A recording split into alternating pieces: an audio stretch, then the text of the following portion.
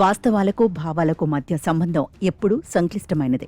ఏదో కారణంతో ఎప్పుడో ఒకప్పుడు ఏర్పరచుకున్న భావాలను ఒక పట్టాన మార్చుకోలేం. వాస్తవాలు మారినప్పుడు వాటి ఆధారంగా ఏర్పడిన భావాలు మారాలి. అదంత తేలిక కాదనే సంగతి ఏ సమాజ చరిత్రను చూసినా అర్థమవుతుంది. భౌతిక, జీవ, రసాయన విజ్ఞానాల విషయంలో భావాలను మార్చుకోటానికి అందరము సంసిద్ధంగానే ఉంటాం. సామాజిక వాస్తవాల దగ్గరికి వచ్చేటప్పటికి అంతటి సంసిద్ధతను వ్యక్తం చేయలేం. అసలు కొన్ని సామాజిక వాస్తవాలను అంగీకరించటానికి కూడా మనం ఇష్టపడం.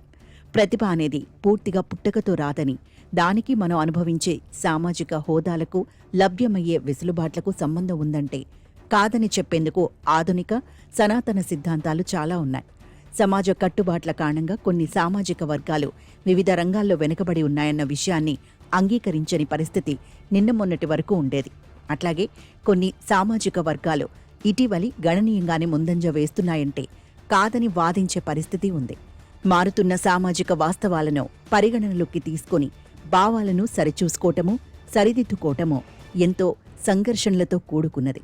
కష్టమైన, నష్టమైన ఆ సంఘర్షణను ఎల్లకాలమూ వాయిదా వేయలేం. మారుతున్న సామాజిక వాస్తవాలు ఏదో రూపంలో బలంగా ముందుకు తోసుకు వస్తూనే ఉంటాయి. అవి పెట్టే రాపిడితో పాతకాలం నాటి వాస్తవాల ఆధారంగా ఏర్పరచుకున్న భావాలను మార్చుకోక తప్పనిసరి పరిస్థితి ఎదురవుతుంది. ఉన్నత విద్యారంగంలో అగ్రకులాలు అగ్రభాగాన ఉన్నారంటే ఎవ్వరికీ సందేహం రాదు. మన సామాజిక వాస్తవం అలాంటిది. స్వాతంత్ర్యం వచ్చిన నాటి నుంచి 2011-12 సంవత్సరం వరకు ఇదే పరిస్థితి ఉంది. జనాభాలో పావు వంతకు కాస్త అటూ ఇటుగా ఉండే అగ్రకులాలకు చెందిన విద్యార్థులు ఉన్నత విద్యారంగంలో 57.1% ఆనాటికి ఉన్నారు. ఆ తర్వాత పరిస్థితి మారింది. 2022-23 సంవత్సరానికి వచ్చేటప్పటికి మార్పు కొట్టొచ్చినట్లుగా కనపడింది. 2011-12 నాటికి ఉన్నత విద్యారంగంలో 42.9% మాత్రమే ఉన్న ఎస్సీ, ఎస్టీ, బీసీ విద్యార్థుల సంఖ్య 2022-23కు వచ్చేసరికి 60.9%కి చేరింది. దీనికి భిన్నంగా మరో విచిత్రం కూడా జరుగుతోంది. ఉన్నత విద్యారంగంలో అగ్రకుల విద్యార్థుల సంఖ్య తగ్గుతోంది. ఇదొక నమ్మలేని నిజం. 2011-12తో పోల్చితే ఆ తర్వాత 13 ఏళ్లలో ఉన్నత విద్యారంగం బాగా విస్తరించింది. ఈ విస్తరణతో ఓసీ విద్యార్థుల సంఖ్య మొత్తంగా ఎంతో కొంత పెరగాలి. కానీ ఆ కాలంలో 11 లక్షల మంది ఓసీ విద్యార్థులు తగ్గారు. 2010-11లో 1.83 కోట్ల ఓసీ విద్యార్థులు ఉన్నత విద్యారంగంలో ఉంటే 2022-23 నాటికి ఆ సంఖ్య 1.72 కోట్లకు పడిపోయింది. ఓసీలకు మాత్రమే లబ్ధి చేకూర్చటానికి తీసుకువచ్చిన 10% ఈడబ్ల్యూసీ రిజర్వేషన్లు కూడా ఈ తరుగుదలను ఆపలేకపోయాయి.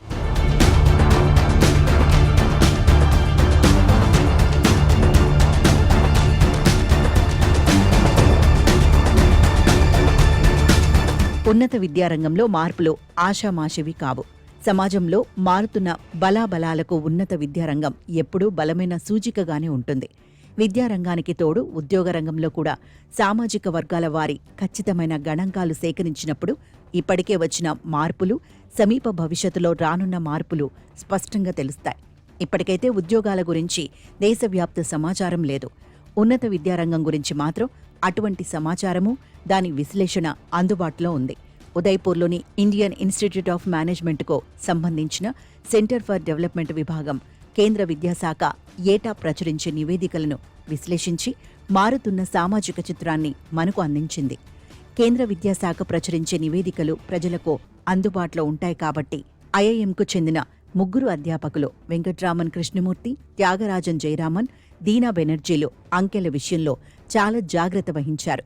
పేజీకి అధికారిక అంకెలను, వాటి మూలాలను స్పష్టంగా పేర్కొన్నారు.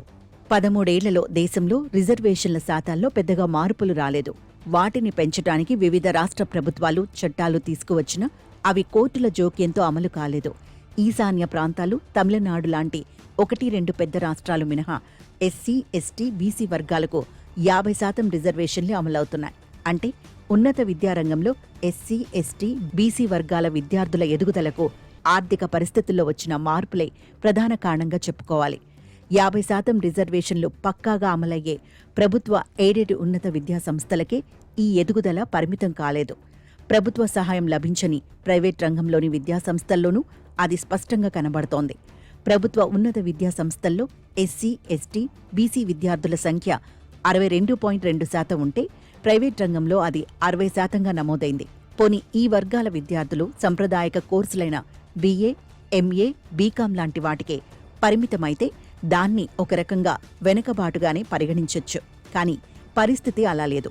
BTech 48.2%, BA 60.5%, MTech 63%, MBA 51.2%, MBBS 44.7%, MD 40% లాంటి కోర్సుల్లో కూడా ఎస్సీ, ఎస్టీ, బీసీ వర్గాల విద్యార్థుల ఎదుగుదల స్పష్టంగా కనబడుతోంది.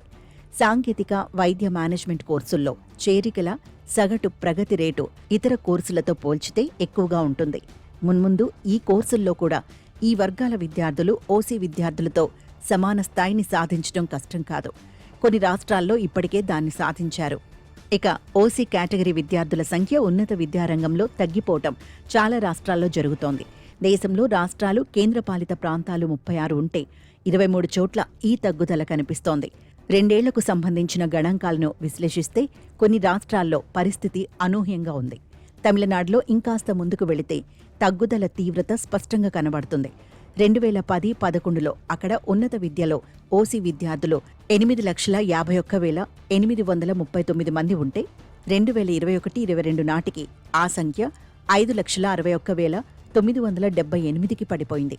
తెలంగాణలో అదే కాలంలో ఆ విభాగాల విద్యార్థుల సంఖ్య 5,55,430 నుంచి 4,65,812కి తగ్గింది.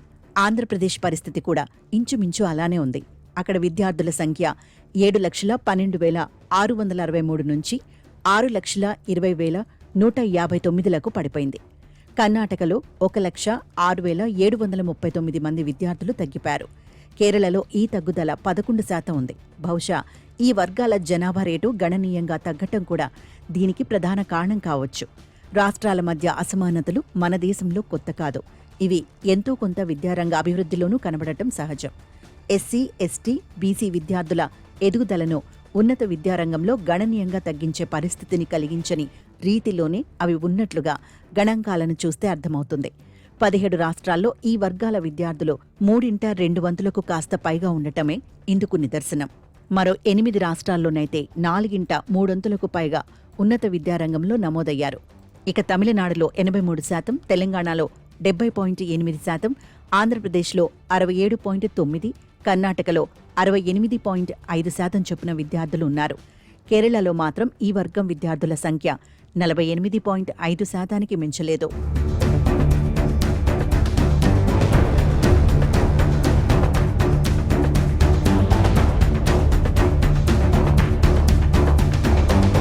ఉన్నత విద్యారంగానికి సంబంధించిన 13 ఏళ్ల గణాంకాల పరమార్థం చెప్పేది ఒక్కటే.